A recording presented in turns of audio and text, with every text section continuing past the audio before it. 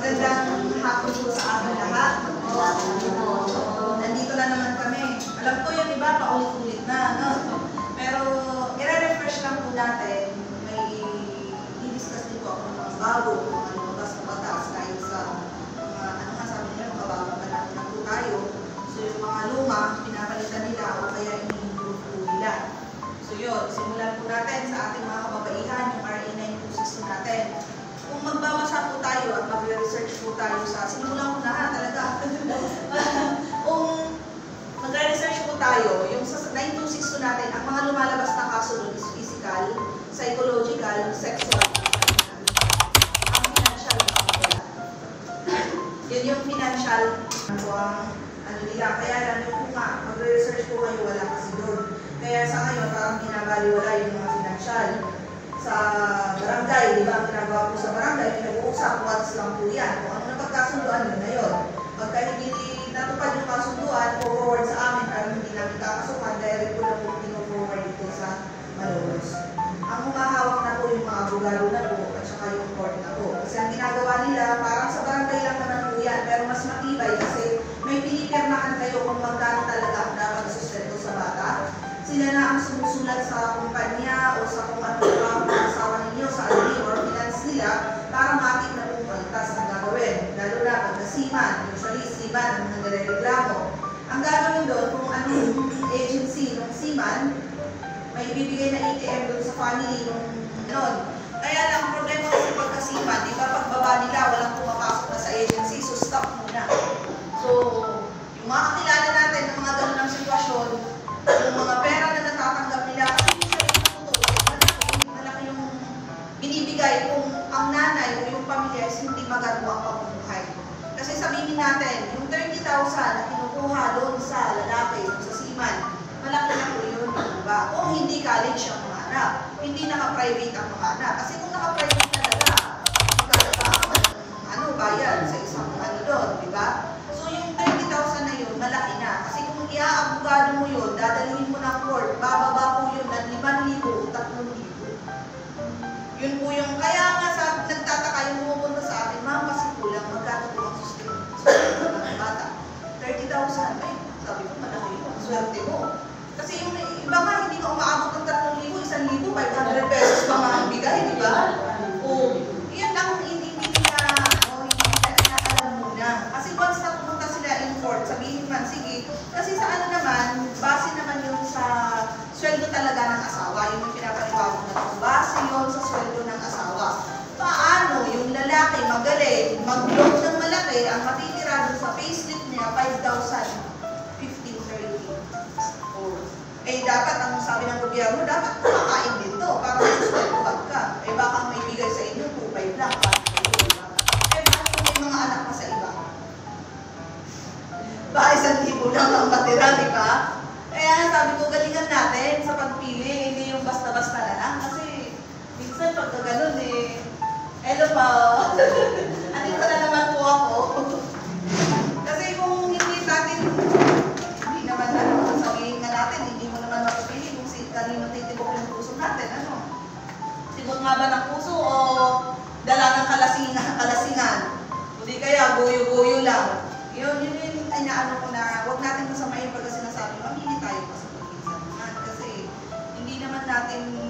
inaano na yan ang magustuhan natin, kaya lang isipin natin, kung ayaw naman natin mabuntis, ano ba natin yung gagawin? Mga kuya naman, tanungin nyo, mabubuntis ka ba pag ipuputok-puto o hindi? Ganon.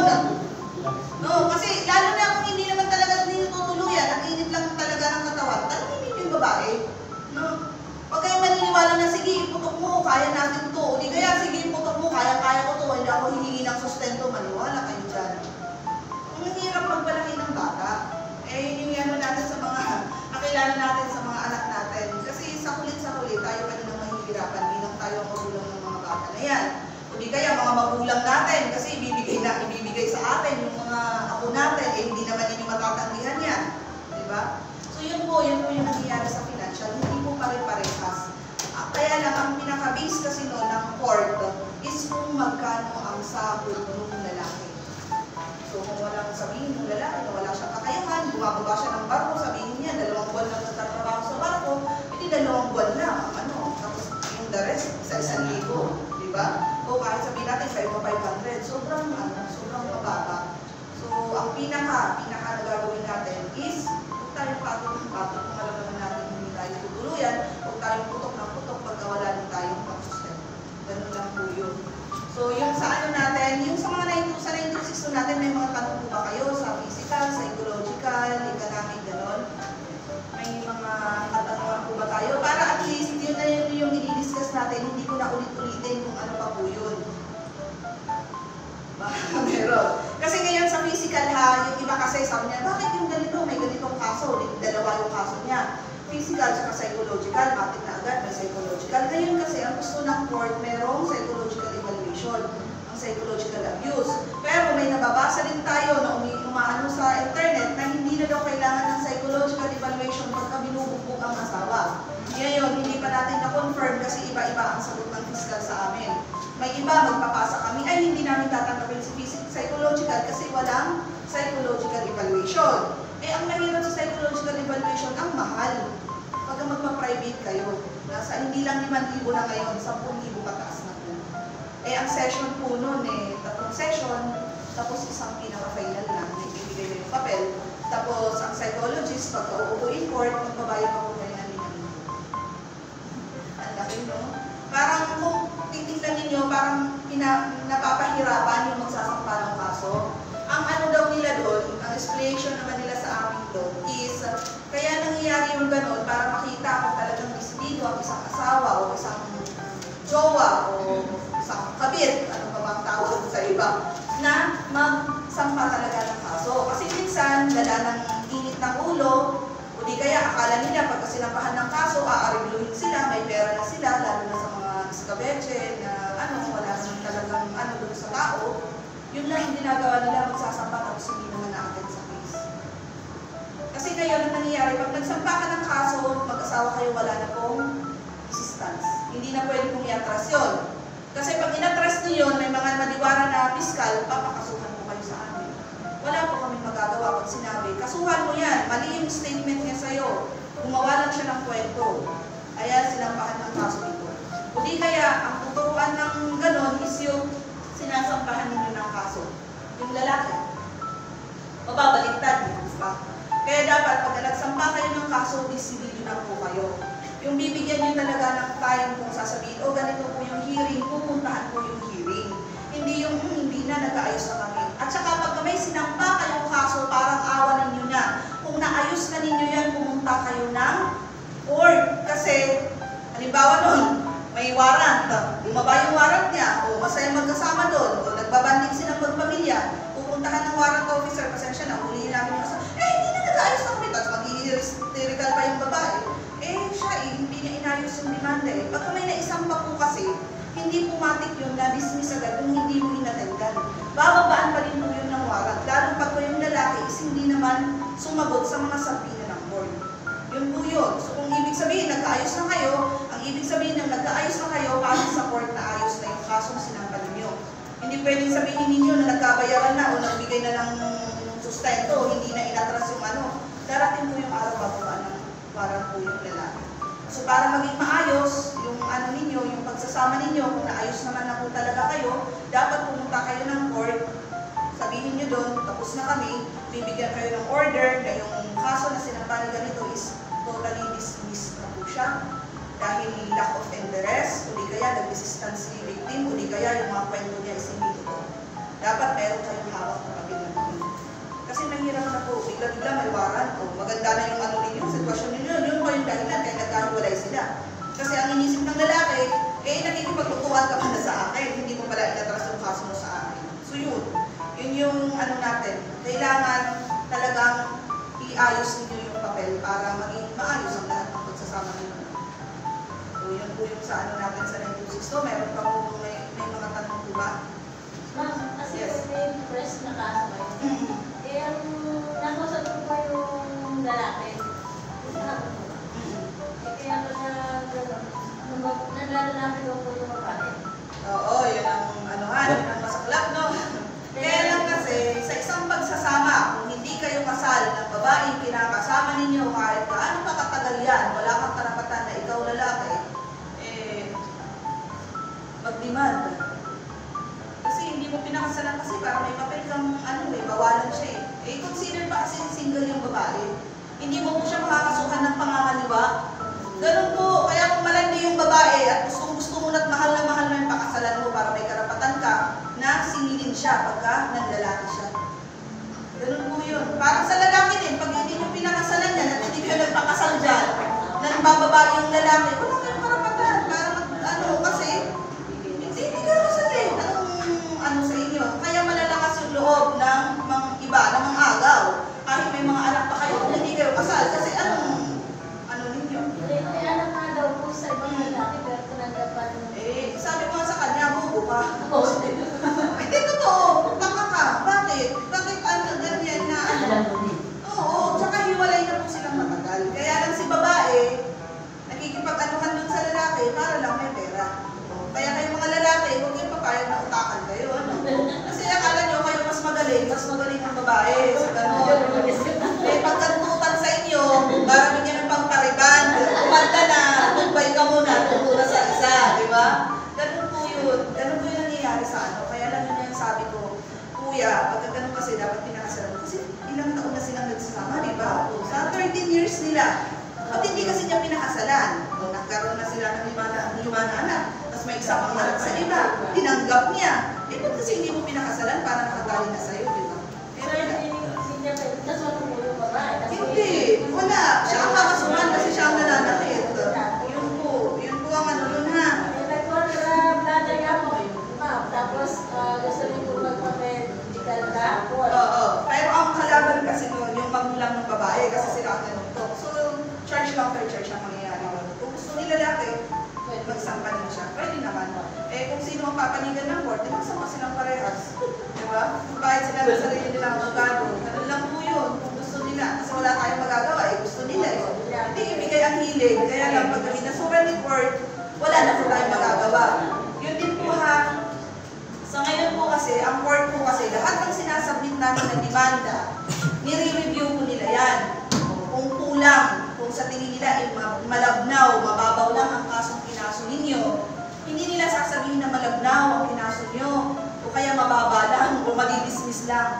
Alam nyo kung sinong aanuhin, minadali ng ng pulis.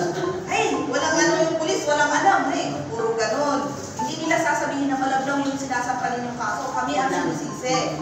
Kaya, parang awalan nyo, pagka pumunta kayo sa amin, o binugbog kayo, pero sabi ko nga, baka gusto mo, mas mataas pa ang demanda na dun sa lalaki, dagdagan natin ng psychological ka.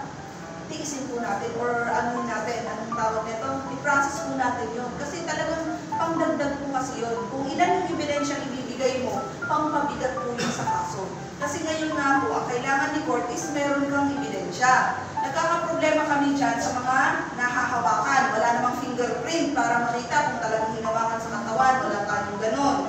O, di ba? Yung mga sinipulan, mga ganon, parang mali di ba? Kasi lahat ng kaso, hinihingan nila ng ebidensya. Kaya lang, ang acts of lasciviousness, RA 11313, wala pang ebidensya yun. Di ba? Sinisitan mo lang, kaso na agad. O, wala po tayong mga ebidensya doon. Pero maliban sa mga ganon, kailangan po meron kayong mga ebidensya. Pag sinuntok, binura-mura kayo. Yung mga sa economic abuse na din, sinasabi ko is yung may alaga kayong mga baboy, binenta ni lalaki, hindi malaki binigyan ng pera, ni piso, ikaw ang taga-linis ng ano nun, taga-pakain, hindi malaki binigyan nun. Economic yun, yung ginagamit niya yung, halimbawa may hanap po kayo, yung hindi ka malang sinisharean, ganun po yun, ha? O di kaya hinuhututan ka, parang naging mama sa kanya, parang hindi ka naging asawa sa kanya, na ang gusto lang is pera. Makakajugjug ka lang pagka may binibigay kang pera, ganun. Mali yun, sa economic po kapasok yun, ha? Pwede yun sa sexual din. No? Sabi niya, o sige, maligo ka na, kaya lang magbigay ka ng 10,000. Diba? May mga ganun po talaga. Pinagtatawanan natin, pero may mga ganun na babae na, ganun ang ginagawa ng asawa, parang hindi asawa, tulong sa kanya, parang ano lang, tao-tauhan lang sa bahay. Mali po yun. Hindi po dapat ginagawa yun sa isang asawa. O di kaya kahit hindi kayo mag-asawa, kung nagsasama kayo at matagal na yung pagsasama po ninyo. No? Tsaka isa pa po, ang isang tanong din, hindi kasal, pero nakapundar ng bahay sa 10 taon nila o 20 taon na pagsasama. May bahay, may sasakyan, ano ba bang pwede may pundar? Negosyo. Ang mangyayari doon, parang conjugal property po yun. Lahat po ng nabuo, nabili, hindi na ipatayo ninyo na kayo ay magkasama, hati po kayo doon. Yes po, kahit hindi kasal po, 10, 20 years ang pinagsamahan ng buha. So, ang mangyayari doon, Anong buhay pa po yung ano? yung unang asawa.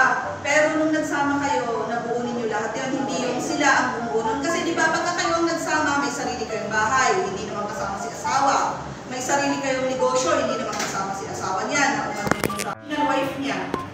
Kung ano yung mga properties na kasama si original wife niya doon. Halimbawa kasi sa inyo, di ba, hati kayo. Dapat yung pag-aari niya at saka yung sa asawa niya, yun ang hatiin nila. Ganun yun. Pero kailangan may abogado kang magaling-galing, ha? Pero dapat ganun yun. Kasi kung, bakit meron na ba? Meron ba ba? Kung may naiba tayo silang bahay, di ba? O hahatiin niya doon kasi conjugal nila yun eh. Pero hindi sila kasama. Oo, di ba? Sa 10 years na pagsasama nila, ipatayo nila yung bahay doon. Parang tulong sila doon. O, ang mangyayari, 28 years na. O, hatiin nilang dalawa yun. O, edi kung nagkakabog si original wife niya, yung kanya, ang hatiin niya doon sa kabila. Kahit namatay na po yung Kahit po, lalaki. patay na po kasi yung patay yung lalaki. Kanino ba iniwan yung mga ano? Wala din. Hindi po, bali hindi po nakapangalan dun sa bagong dun sa pangalawang kasama. Wala po siya. Pero kung nagsasama sila, hindi nagkaso yung babae, yung original wife. Wala. Kasi matagal na rin po silang hiwalay. Oo naman pala yun. Hinahabol ni original wife yung sa lalaki. Opo, yun. Eh di ibigay niyo yung kalahating doon.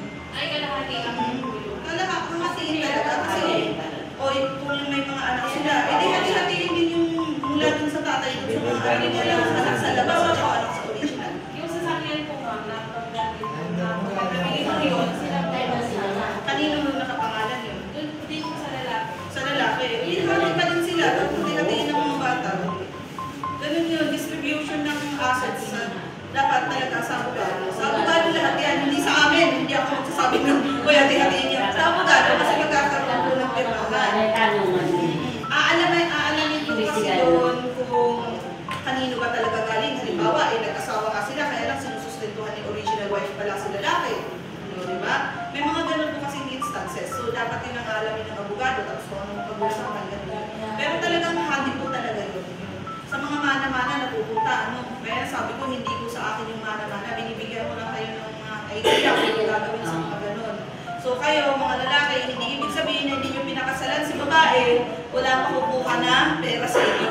May makukuha pong pera sa inyo, ganun yun, pag nawala kayo, tulad ng nauna pag nawala, yun talaga, magkakati-hatiin talaga ng original na tsaka yung pangalan.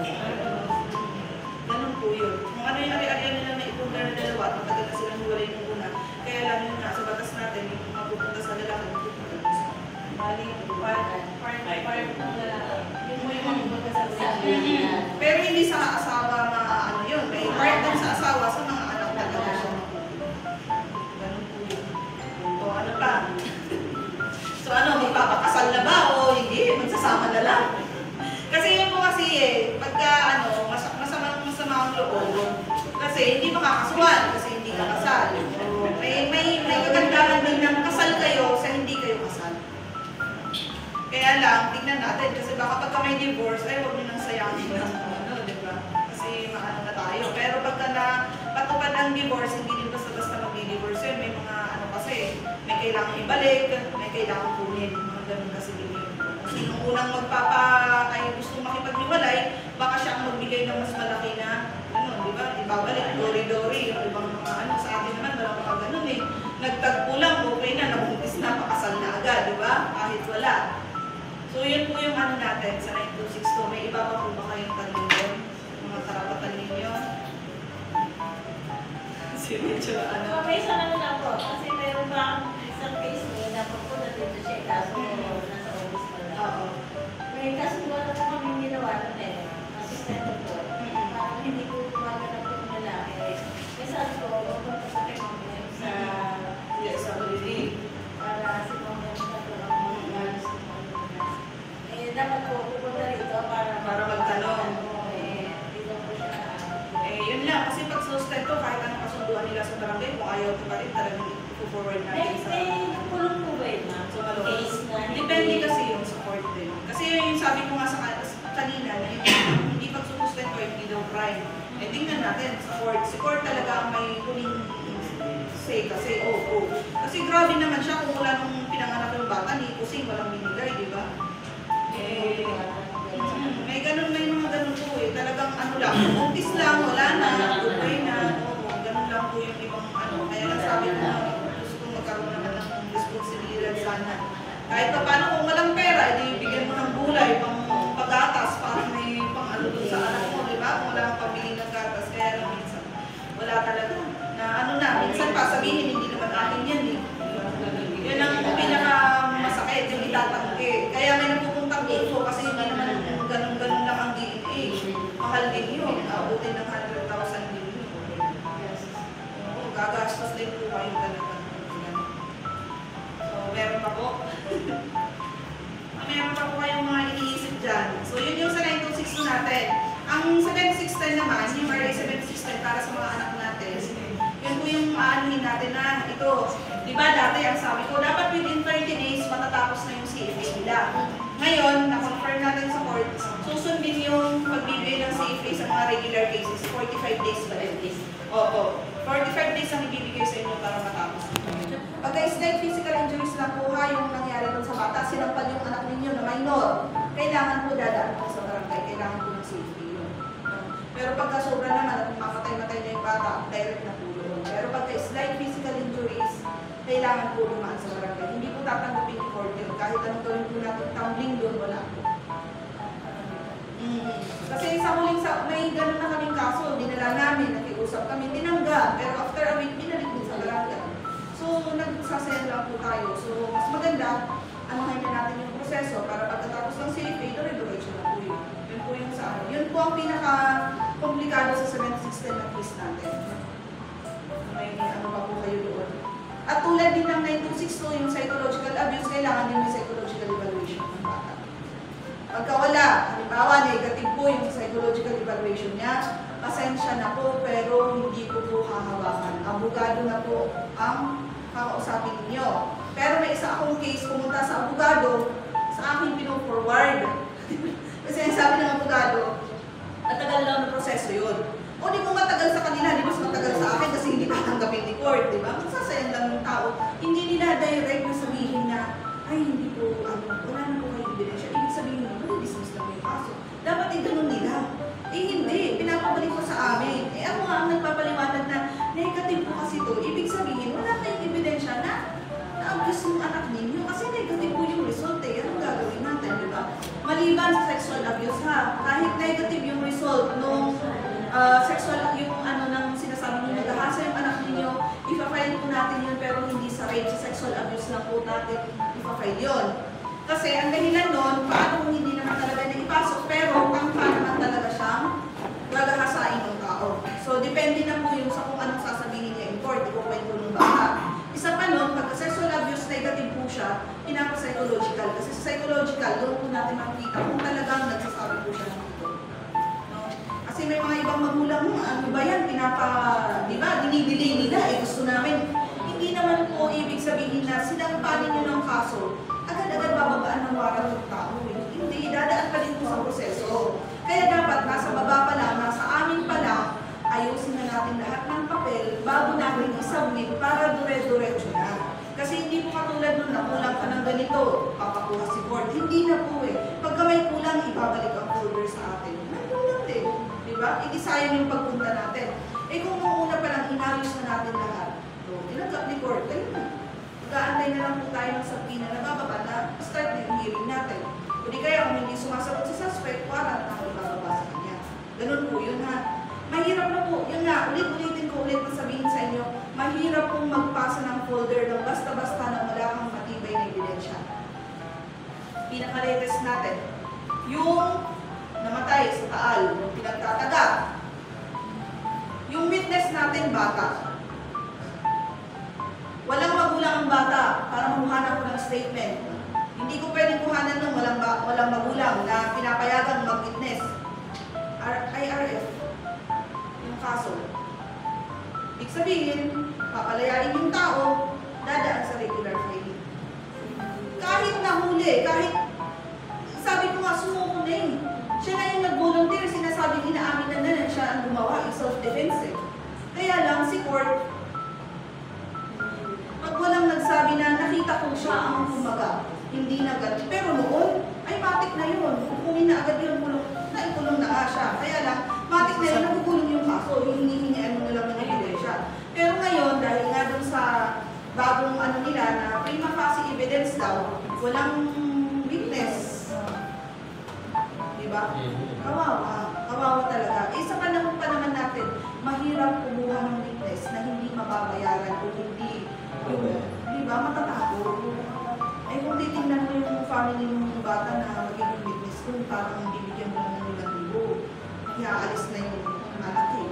O eh, paano na yung mga susunod na hearing? Hindi na po. Yun ang pinakamahirap. Kaya, ingat-ingat po tayo. Hindi po lahat ng mga tao na nakasalunguhan natin eh, akala natin eh, kakampi natin sa lahat ng pagkakataon. May mga pagkakataon na talagang pipili ka eh. Ano, pamilya ko ba? Kaligsasan ng pamilya ko? O tulungan mo itong tao? Yun po ang mahirap sa ngayon. Kaya ngayon CCTV, malaking tulong yun. Kaya ang problema naman natin sa CCTV, pagka yung CCTV may-ari nun is ayaw din. Pagamit. Wala din. Diba? Parang mas magandang lagyan na lang natin sarili natin ng chip. Ano yung may video para sa lahat. May sumusunod dito, may nakatingin na camera, tapos camera dito, bagi sa dito. Diba? Kaya lang, wala eh. Hindi pa wala pang na-invento. Baka sa susunod na mga panahon may invento ng gano'n. Kasi sa hirap po talaga na magsampa ng kaso. Lahat po talaga kailangan may ebidensya lahat. Gano'n. Kaya lang, pagka may kakilala ka, may ganun ka, makakalusot na gusto niyang lumusot. Kaya lang, pagka nasa, ano naman siya, sa judge naman siya na talagang proper siya, hahanapan din siya ng ebidensya. Eh, pagka wala din siya ng ebidensya, dismiss din, wala din silbi. Kahit na nagbayad siya ng nagbayad, so, wala din. Ganun po ha. Ganun ka, no? Pero huwag kayong maano na hindi magsampa ng kaso ha, kung talagang may nangyari naman sa inyo, no? Gagawa natin ng paraan yan, hahanapan natin ng ebidensya yan. Baka akala ninyo, ebidensya sa labas ang kailangan, pero nasa loob lang pala ng katawan ninyo yung ebidensya na hinahanap natin. Lalo na sa ating, yun nga, sa introsis natin yan, sa ating katawan lahat yun eh. Yung bugbog, yung pasa, psychological, utak natin. Sexual, sa ano natin, genitals natin, yun makikita yung mga yun. Sa economic, alam naman ng mga kapitbahay mo na may alaga talaga kayong mga baboy. Alam naman ng ano, may mga permit na business permit kayo na kayo ang kapangalan. Residente naman kayo dito, butante naman kayo doon. Ayun, mga ebidensya din po yun. Kaya lahat ng mga papel-papel natin, ingatan natin, lalo binabaha ang bukaw eh. May mga hinihingi mga papel, wala kasi nabaha. So, ingatan natin yun kasi yun nga, pagdating ng panahon, kailangan natin yun. No? Sa mga nabubugbog na mga nanay na ayaw pang magsampa ng demanda, magpa-medical kayo kahit hindi gusto magsampa. Kasi pagdating ng panahon, gagamitin ninyo yun. Kasi may pumupunta sa akin, hindi ilang beses na ako binugbog yan, lagi akong nagpapablatter. Hindi nga po nila tatanggapin yung data ng barangay.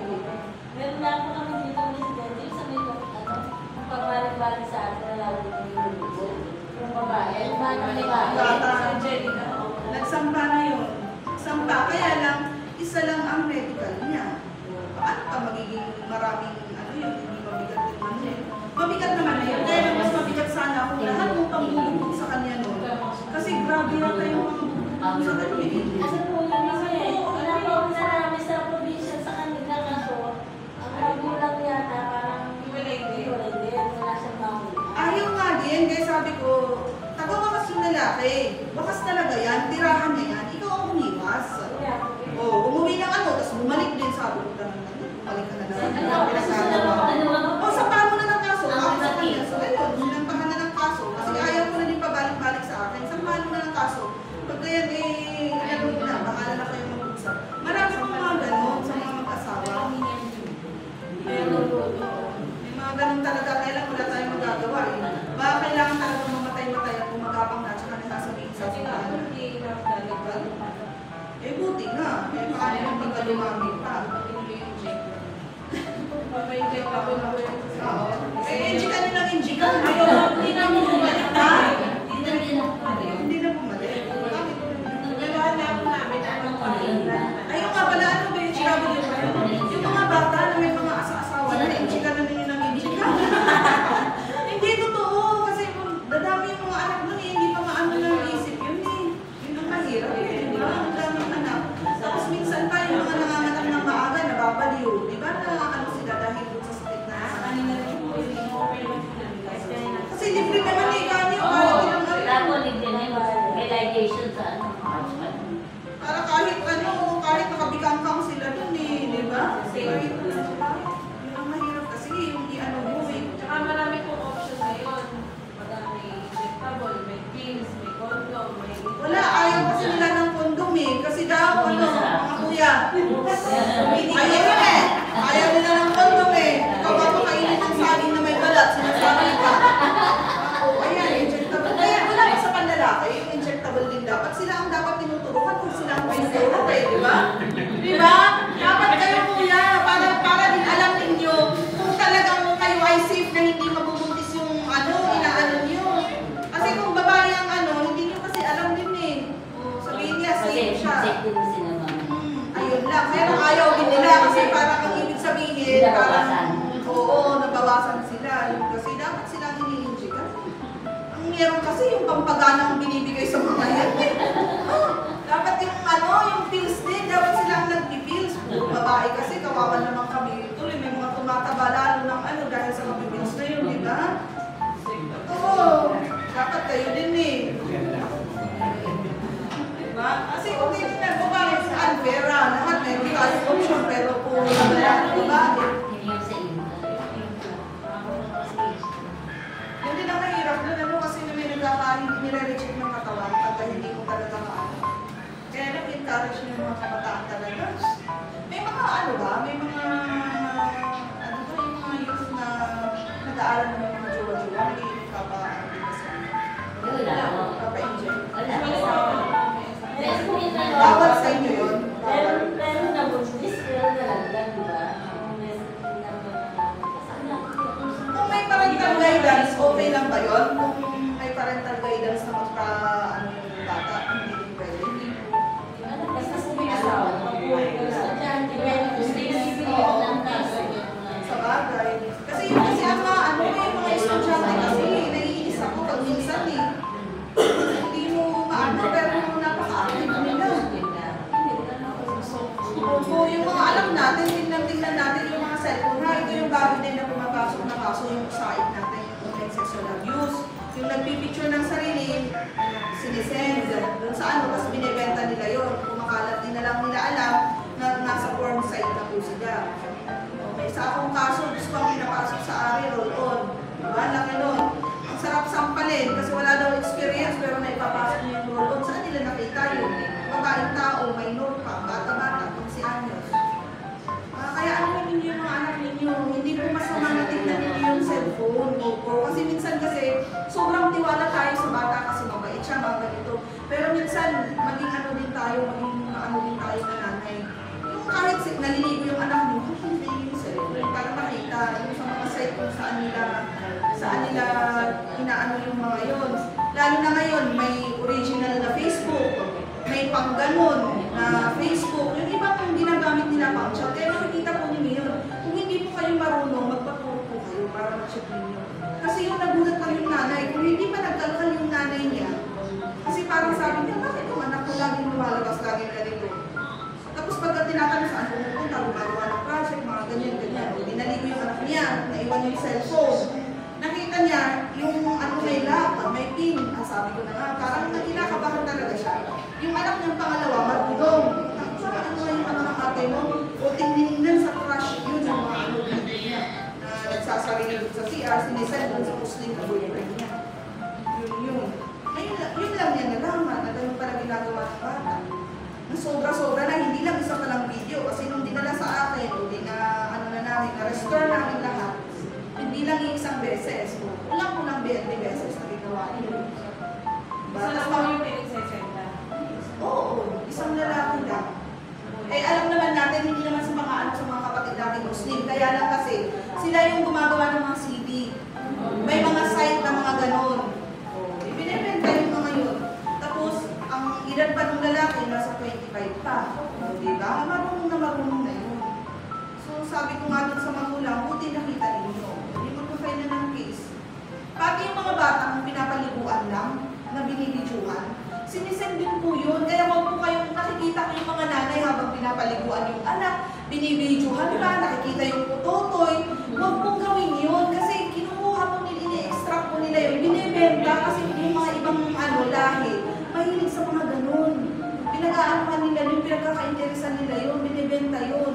Eh ngayon may ano, yung effect, ano ba yung ano, yung alba yun? Yung parang pwedeng maghalikan yung bata na ay, pagtatagingin lang sila, tapos ginagawa nila ng ano, ginagawa pa nila yung mga ganun. Kaya yung mga magulang, tapos yung mga talagang meron na talaga yung mga magulang na sumasaya ng TikTok yung mga anak, pinagsusuot ng kung ano-ano. Sige nga, kumikita sila sa TikTok kaya sa Facebook na mga reels. Kaya minsan yung meta, di ba, ayaw nila na may bata walang magulang na kasama. Dapat ganun ang gawin doon. Kasi, yun nga, ina-extract nila yung pinipenta nila. Pinagsasasayo ninyo yung bata. Eh minsan, yun nga, i-edit nila, tanggalan nila ng damit yun. Tapos pasakan ng kung anong picture doon. Ba, magiging ano na yun. Magiging ano na yun sa pambenta na po yun. So, yun yung tingnan natin na sa lahat ng mga pinupost natin, ingatan natin na sa tingin ba natin, eh, hindi ba makakasakaro sa mga anak natin o sa kung sino may-ari ng picture na yun. Kasi ang hirap po ngayon eh. May iba pang mag-asawa, nag-aaway, binibidyo, nag-aaway sila. Tapos pinupost, tapos pupuntahan ng polis kasi na-report sa amin eh. Ano? Kasi sa ngayon po, yung mga abuse na ginagawa natin sa mga anak natin, sa mga asawa natin, pagka may lumabas po yun, sa ano natin, sa Facebook, kasi kaya sa YouTube, Instagram. Tapos dumating napunta po sa unit kung saan po nag-aano sa mga abuse sa mga bata. Tinatawagan po kung saan naka-ano yung tao yun. Halimbawa, kung bukawi sa batya. Tulad nun, may batya na nagsumbong. O, diba? Ibibigay sa amin yung pupuntahan namin yung bahay, sasabihin hindi naman po. Eh, bakit may nakapost na gano'n? Kaya ingatan po natin lahat ng pinupost natin. Kasi once na may mga ganun po, ina-alert din po kami. Pinupuntahan po namin yung barangay. Yung barangay kung saan nangyari yun. At kailangan may aksyon. Kaya pasensya na dun sa asawa, kung talagang mapapagalitan ka kung ikaw ang nag-post mo. Hindi kaya yung mga iba naman kapitbahay. Kaya dapat yung mga kapitbahay ninyo, kasundo ninyo. Kasi baka nagsisigawan nga ng asawa mo doon, nakaganon yung video. Ipo-post. Ang pinalitis doon sa kondo sa Pasay. Nag-aaway na mag-jowa, nagsisigawan, nagsasampalan. Nakikita mo yung babae, sinasampal talaga si lalaki. Kaya lang, nung sampalin ng lalaki yung babae, report agad.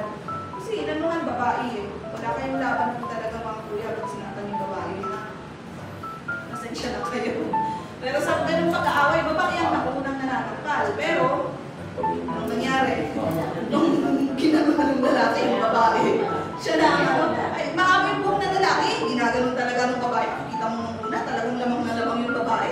Nagtatawanan na lang siguro kahit sino nanonood. Talo si lalaki, wala. Ganon. Pero nung pagdating sa dulo-dulo, hindi na nakatiis yung lalaki. Naku, inumbag na niya. Wala, tumba. Eh, ikaw ba naman? Nung persa eh. So yun, agad na report yun. So yun, sinasabi ko na kung ayaw mo sa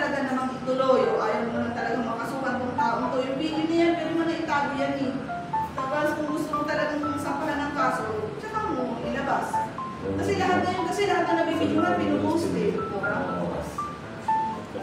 Yung ano din, yung tayo din, natutuwa din tayo sa isang bata.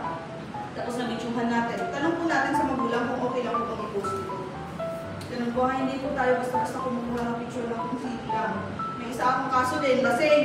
Abay, bet na bet yung bata na nagtitinda.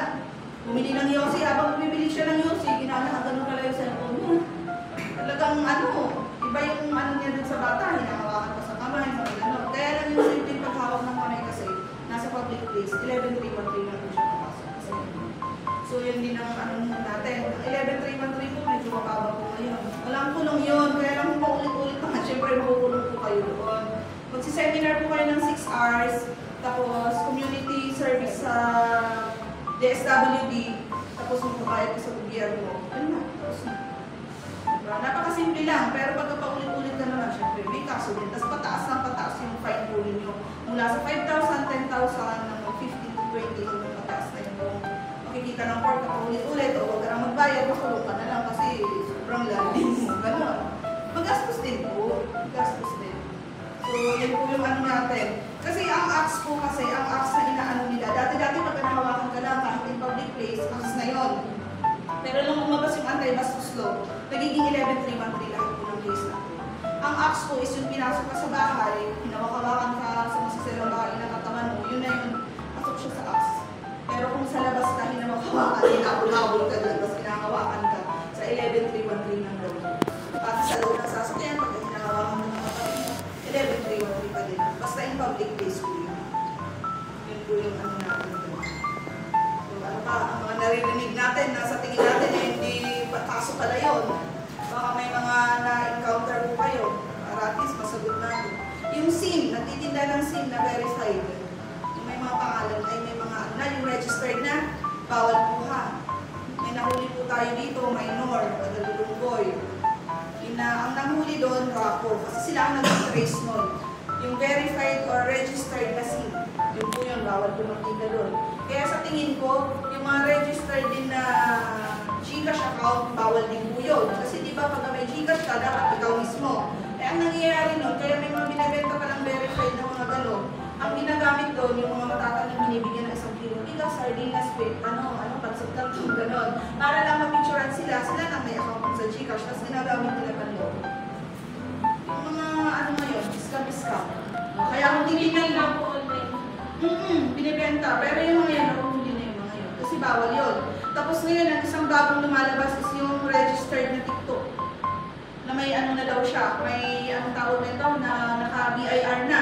Kasi meron akong tinanungan. Akala ko legit sila na sila ang magpa-process ng copy mo sa BIR. Hindi pala. Naka-register na daw yung for life na registered yung TikTok account mo o di kaya Shopee account mo. Hindi mo na kailangan magbayad sa gobyerno. O talagang ano yun? Illegal yun. Yun, mag-ingat kayo sa mga ganun. Tapos ano yun ba yun? Yung ID natin? Yung TIN ID ba yun? O paano kaya sila nakakakuha ng ganun? Wala kang pirma pa doon. ID mo lang ba papadala mo doon? Tapos kukuhanan ka nila, hindi naman nila taga dito. Halimbawa, taga-wakas ka, di ba ang barangay mo dapat ilalagay mo doon? O magtataka ka paano nila makukuha yung mga yun? Yung fake din yun. Gagawan ka lang ng number, yung talagang background ng team, tapos ilalagay yung ano mo doon, gagawa lang sila ng kung ano-anong number doon. Tapos yung pirma mo, kung binigay mo yung pirma mo doon, yun na yun. Yung fake pa din yun. Hindi pa din considered na magagamit mo. Tsaka sa driver's license, ako kami din napili kami. Totoo! Parang legit talaga siya. Tapos kung pagtingin mo yung number na yun, ita-type mo. Hindi siya, makakatakot pa. Diba? Kaya sabi namin, dalawa kami ni Bruno. Driver's license. Nagbayad lang kami ng 4-5. Nung mababa pa ha, noon pa yun. Kaya sabi ko baka ngayon, mas ano na ngayon, mas malaki yung paggamit. Kasi ngayon, 10,000 na ba? Magkano po ba? 6,000 po. 7? 6,000 pagka yung Bago. renewal. Pero yung Pagka bago po, maabot ng 8. O yun. Parang Ang 7 to 8. 8, diba? Yun, nag-ano lang Pagka yun. yung... Tapos 10 years na po yun. Pati yung mga passport na yun, mas maganda, mag-ano na lang tayo. Mag-direct tayo. Kasi mahirap yun. Tsaka kung may nag-detect sa inyo ng mga bastos, at saka tumatawag,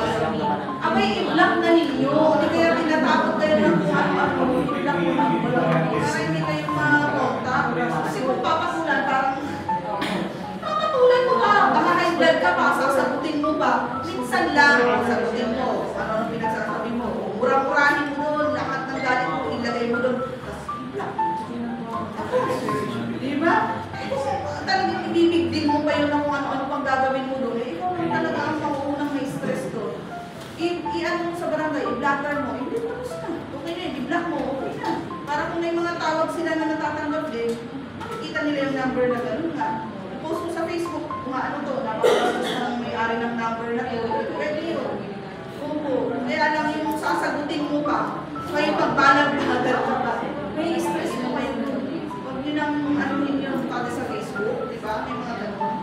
Sasabihin, may warrant ka. Hindi kaya ano, may kaso ka daw, tayo kay attorney, ganito.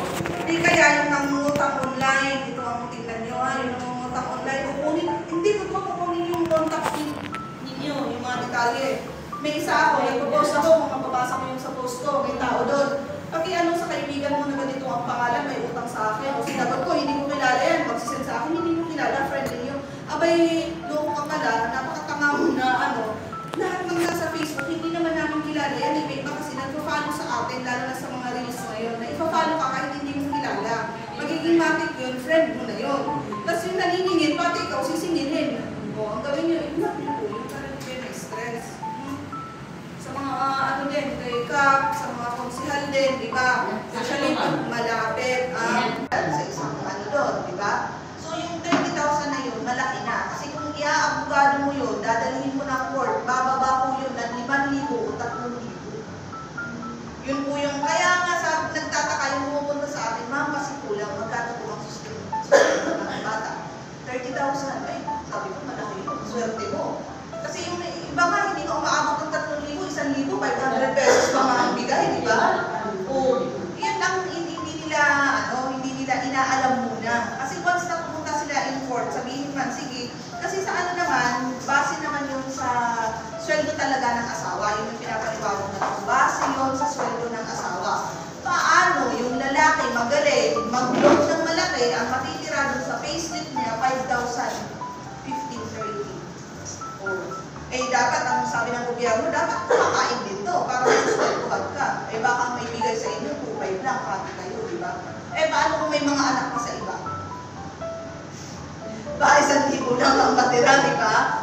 Kaya sabi ko, galingan natin sa pagpili, hindi yung basta-basta na lang. Kasi minsan pagka ganun hello pa, andito na naman po ako.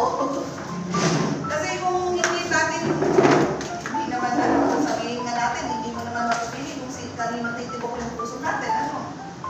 Tibok nga ba ng puso o dala ng kalasingan? Hindi kaya, guyo-guyo lang. Yun yung inaano ko na, huwag natin masamayin pagka sinasabi, mamili tayo pa sa pag-isa naman. Kasi hindi naman natin inaano na yan ang magustuhan natin, kaya lang isipin natin. Kung ayaw naman natin mabuntis, ano ba natin yung gagawin? Mga kuya naman, tanungin nyo, mabubuntis ka ba pag ipuputo-puto o hindi? Ganon. No, kasi lalo na kung hindi naman talaga tutuluyan, ang init lang talaga ng katawan, tanungin nyo yung babae. No? Pag kayo maniniwala na, sige, putok mo, kaya natin to. O di kaya, sige, putok mo, kaya ko to, hindi ako hihingi ng sustento, maniwala kayo dyan. Ang hirap magpalaki ng bata. Eh, yung ano natin sa mga, kakilala natin sa mga anak natin. Kasi sa kulit, tayo pa din ang mahihirapan bilang tayo ang magulang ng mga bata na yan. O di kaya, mga magulang natin, kasi ibibigay sa atin yung mga apo natin, eh, hindi naman yun yung matatanggihan yan. Diba? So, yun po yung nangyayari.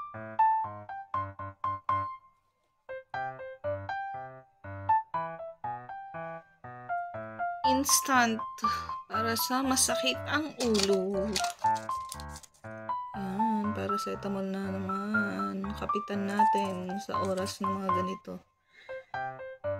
So yan, rice, chicken. Ayan. So let's eat, guys.